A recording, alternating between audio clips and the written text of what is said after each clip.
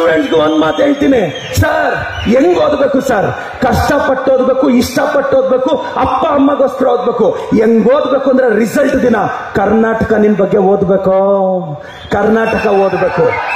ಈ ರೇಂಜ್ಗೆ ಫೋಕಸ್ ಇಟ್ಕೊಂಡು ಓದಿದ್ರೆ ಬಹಳಷ್ಟು ಜನ ಒಂದ್ ನೆನ್ಪಿಟ್ಕೊಳ್ಳಿ, ಬಹಳಷ್ಟು ಜನ ಒಂದು ಯಂಗ್ಸ್ಟರ್ಸ್ ತುಂಬಾ ಡಿಪ್ರೆಸ್ ಆಗ್ತಿರ್ತಾರೆ. ಕೆಲವ್ರು ಹೇಳ್ತಿರ್ತಾರೆ, ಸರ್ ನಾನು ಎಕ್ಸಾಮ್ ಅಲ್ಲಿ ಫೇಲ್ ಆದೆ, ಸತ್ತೋಗ್ಬಿಡ್ತೀನಿ. ಸತ್ತೋಗು, ಮತ್ತೆ ಹುಟ್ಟಿದ್ರೆ LKG ಇಂದ ಆಗ್ತಾರೆ. ಇವಾಗ CBSE ಬೇರೆ ಅಷ್ಟೇ. ಮತ್ತೆ ಹುಟ್ತೀವ, ಮತ್ತೆ LKG ಇಂದ ಬೇಕಾ? ಒಂದೆರಡು ಬ್ಯಾಕ್ಲಾಗಿದ್ರೆ ಪಾಸ್ ಮಾಡ್ಕೊಂಡು ಹೋಗ್ಬೇಕು. ಇನ್ ಬಹಳಷ್ಟು ಜನ ನಾನ್ ಸತ್ತೋಗ್ತೀನಿ, ಇರಕ್ಕಾಗಲ್ಲ ಅಂತ. ಸತ್ತೋದ್ರೆ ಏನಾಗುತ್ತೆ ರಜಾ? ಅಂತ ಅಳ್ತಾರೆ. 4 ಗಂಟೆಗೆ ಮಣ್ಣು ಮಾಡಿ ಬಂದು ಬಿಸಿ ಚಿತ್ರಾನ್ನ ಕಾಫಿ ಕುಡಿತಾರೆ. ಯಾವನು ಉಪವಾಸ ಏನಿರಲ್ಲ. 2ನೇ ದಿನ ಮತ್ತೆ ಬೇಜಾರಾಗ್ತಾರೆ. 3ನೇ ದಿನ ಅಂತ ನೋಡಿ ಹೇಳ್ತಾರೆ. 10ನೇ ದಿನದವರೆಗೂ 20 ರೂಪಾಯಿ ತಂದು ಹಾಕ್ತಿರ್ತಾರೆ.